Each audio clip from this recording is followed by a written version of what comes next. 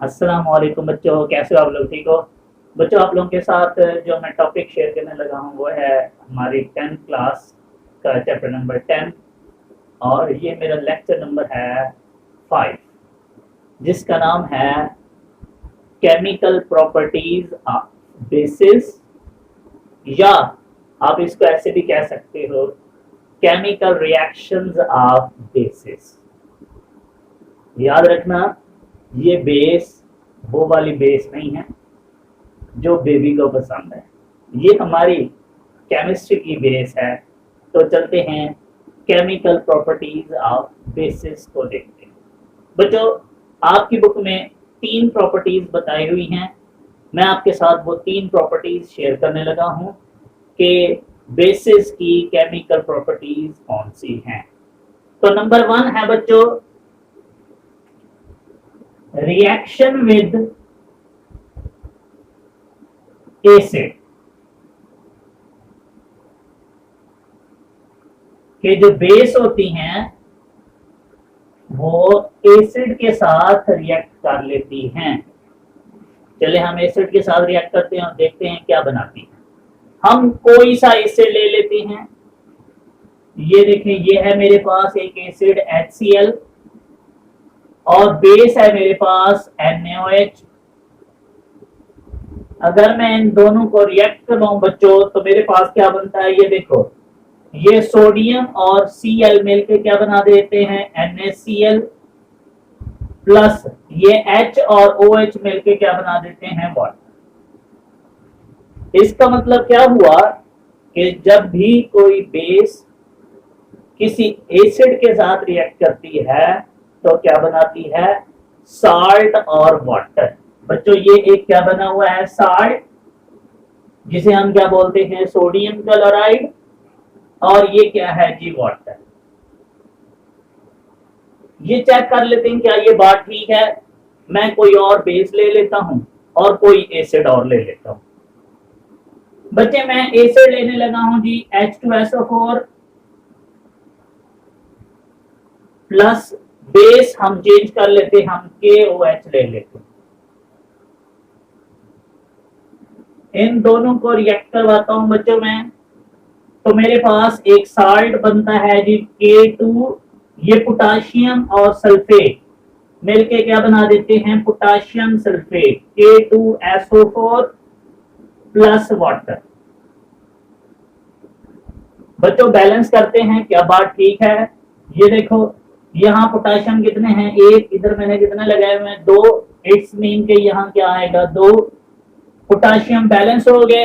Hydrogen check करते हैं, 4। इधर कितने हैं जी, 2, तो इसको 2 लगाओ, हाइड्रोजन भी बैलेंस हो गए। ऑक्सीजन इधर कितने थे, ये 2 और ये 2। रिएक्शन क्या है, बैलेंस। अगेन क्या बना, एक साल्ट और वाटर। कौन सा साल्ट है, पोटाशियम सल्फेट। मींस इसमें कोई शक नहीं है कि जब भी कोई बेस एसिड से रिएक्ट करेगी तो क्या बनाएगी, साल्ट और वाटर। तो ये पहली प्रॉपर्टी थी। दूसरी प्रॉपर्टी है जी हमारे पास, रिएक्शन विद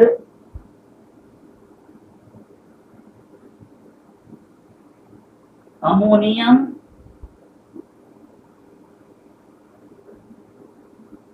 साल्ट। हम बेस का रिएक्शन करवाएंगे किसी अमोनियम के साल्ट के साथ। आपकी बुक में वो 2 अमोनियम के साल्ट लेता है, एक का नाम है अमोनियम क्लोराइड और एक का नाम है अमोनियम सल्फेट।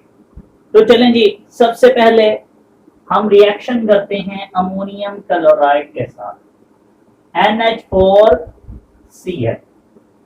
बेस ले लेते हैं जी NaOH, मेरी फेवरेट बेस।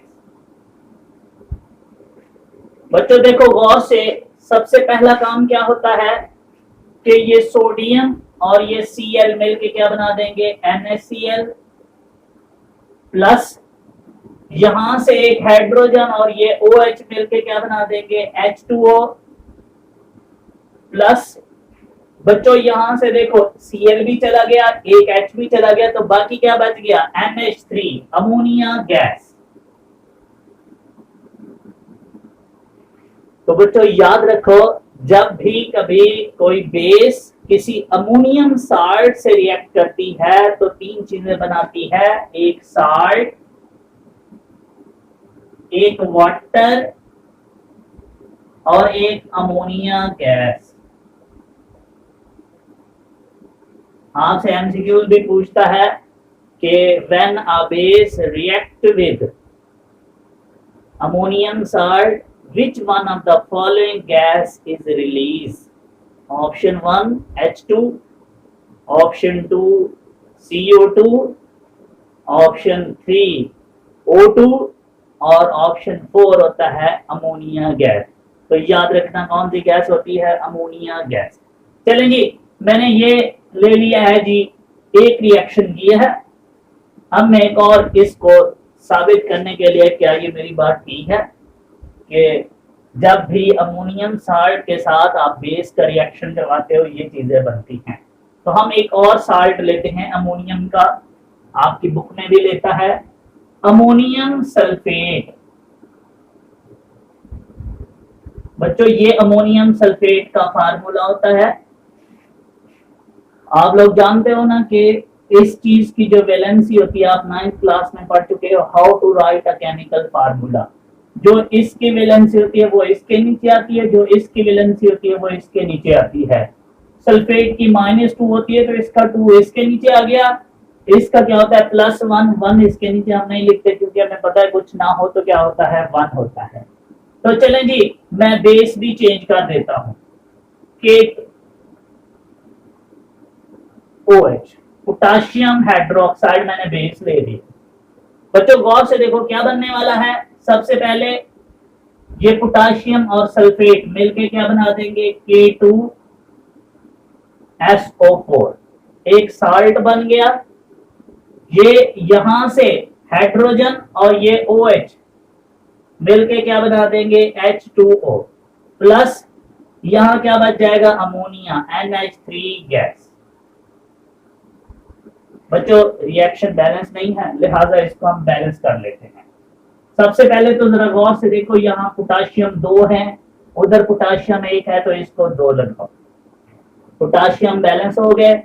अब चलते हैं हम यहाँ नाइट्रोजन, यहाँ नाइट्रोजन कितने हैं जी 2, उधर कितना है 1, इसको भी 2 लगाओ, बैलेंस हो गया नाइट्रोजन। ऑक्सीजन को चेक करते हैं, इधर कितने हो चुके हैं ऑक्सीजन 2 और इधर हमने कितना लगाया हुआ है 1, तो इसको भी 2 लगाओ, ऑक्सीजन भी बैलेंस हो गए। हाइड्रोजन चेक करते हैं बच्चों, ये देखो 4 2 कितने हो गए 8 और ये 2 कितने हो गए 10 हाइड्रोजन हैं। इसमें चेक करते हैं कितने हैं 2 2 4 और 3 2 6, तो ये रिएक्शन क्या हो चुका है जी बैलेंस। तो इसका मतलब है हम सही कह रहे हैं कि जब भी अमोनियम साल्ट किसी भी बेस के साथ रिएक्ट करेगा तो क्या बनाएगा साल्ट, वाटर और अमोनिया गैस। चलते हैं जी थर्ड प्रॉपर्टी की तरफ, जिसका नाम है प्रेसिपिटेशन ऑफ हाइड्रोक्साइड। कहता है ऐसे करो, आप बेस का रिएक्शन किसी चीज के साथ करवाओ और उसको क्या बना के दो हाइड्रोक्साइड के प्रेसिपिटेट। बच्चों हम प्रेसिपिटेट पीपीटी बोलते हैं, हम तो ऐसे सब्सटेंस होता है, ऐसे मटेरियल होता है जो वाटर में क्या होते हैं इनसॉल्युबल, ठीक है, ऐसे इनसॉल्युबल पार्टिकल्स को हम क्या बोलते हैं प्रेसिपिटेट। तो हम हाइड्रोक्साइड के प्रेसिपिटेट बनाने वाले हैं बाय यूजिंग अ बेस। तो हेडिंग लगाते हैं जी थर्ड है जी ये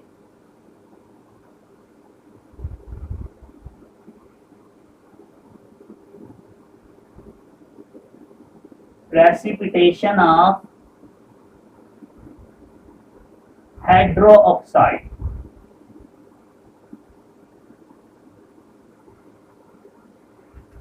चलिए जी हाइड्रोक्साइड के प्रेसिपिटेट बनाते हैं। इसके लिए कहता है आपकी बुक में लिखता है, कहता है कोई हैवी मेटल का साल्ट लो। अब आप सोच रहे होंगे कि ये हैवी मेटल कौन सी होती है। बच्चों ये जो ट्रांजिशन मेटल्स होती हैं लाइक कॉपर, जिंक, निकल, कोबाल्ट, क्रोमियम, ये क्या कहलाती हैं? Heavy metals. तो मैं उन हैवी मेटल्स का कोई सॉल्ट लेता हूँ और उसको बेस के साथ रिएक्ट करवाऊंगा और आपको हाइड्रोक्साइड के प्रेसिपिटेट बना के दिखाता हूँ। तो सबसे पहला जो मैं यहाँ सॉल्ट हैवी मेटल का यूज करने लगा हूँ वो है कॉपर सल्फेट। ये ले जी, ये है कॉपर सल्फेट। इसका रिएक्शन करवाने लगा हूं बच्चों मैं यहाँ बेस, मेरी फेवरेट NaOH। सबसे पहला काम, ये कॉपर और OH मिलके क्या बना देते हैं? Copper hydroxide. इस तरीके से बच्चों ये जो कॉपर के हाइड्रोक्साइड यहाँ बनाए, यही वो हाइड्रोक्साइड है, यही वो पीपीटी है जो क्या होते हैं वाटर में इनसॉल्युबल। और बच्चों इनका जो कलर होता है वो भी हमने लिखना है कि ये किस कलर के पीपीटी हैं। याद रख लो, कहीं पे भी कॉपर का जिक्र है तो इसका साल्ट हो, इसके प्रेसिपिटेट हो बच्चों, वो हमेशा किस कलर के होते हैं? ब्लू कलर के। तो यहाँ क्या बन जाते हैं? ब्लू।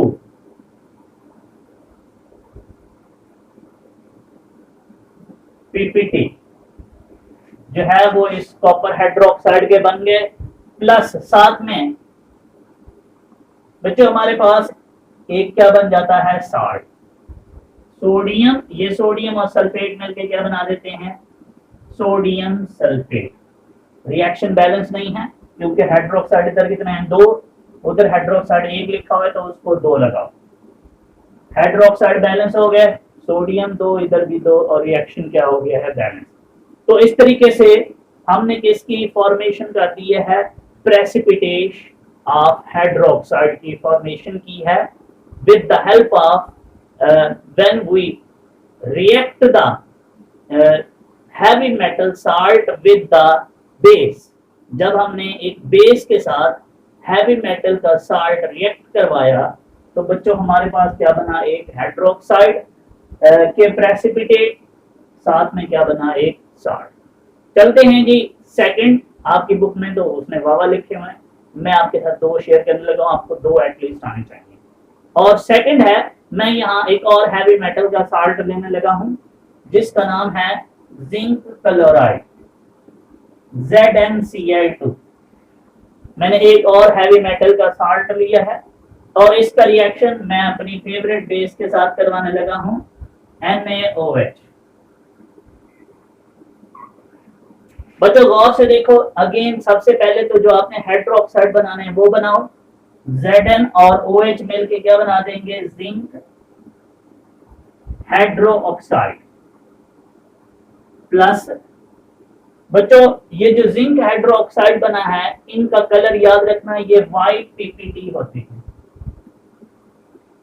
व्हाइट कलर के पीपीटी बनते हैं। और साथ में साल्ट बन जाएगा जी कौन सा? सोडियम और Cl मिलकर क्या बना देंगे? NaCl। और बैलेंस करने के लिए इधर क्लोरीन कितने हैं? 2, तो इसको 2 लगाओ। हाइड्रोक्साइड इधर कितने हैं? 2, तो इसको भी 2 लगाओ। और रिएक्शन क्या हो गया? बैलेंस। तो ये थी जी हमारी केमिकल प्रॉपर्टीज या केमिकल रिएक्शन ऑफ बेसिस। उम्मीद करता हूं आप लोग इसको एंजॉय करोगे। Thank you so much. Allah.